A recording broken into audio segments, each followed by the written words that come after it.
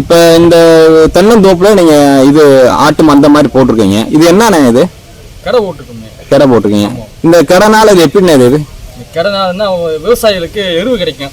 சரி, எருவு கோமியம் கிடைக்கும். சரி, கோமியக்காக தான் முக்கியமா கடை போட சொல்லுவாங்க. எருவு கூட விலைக்கு வாங்கிடுவாங்க. சரி, கோமியம் கிடைக்காது. கோமியம் கிடைக்காது. ஆனா இது கோமியமும் கிடைக்கும், எருவும் கிடைக்கும் சொல்றீங்க நீங்க. அதனால விவசாயத்துக்கு ஒரு நல்லா வரும். வச்சா நல்லா வரும். இன்னைக்கு காலகட்டத்தில் பாத்தீங்கன்னா இந்த ஆட்டு புழுக்க வந்து பாத்தீங்கன்னா அமேசான்லயே விற்க ஆரம்பிச்சிட்டாங்க. அந்த அளவுக்கு ஆட்டு புழுக்கைக்கு ஒரு மதிப்பு கூடுதல்.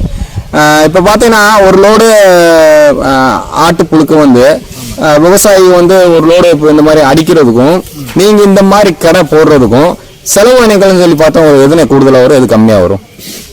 செலவு வந்து செலவு எல்லாம் பரவாயில்லாம வரும்னே, எல்லாம் ஏத்த வருமானம் வரும்னே.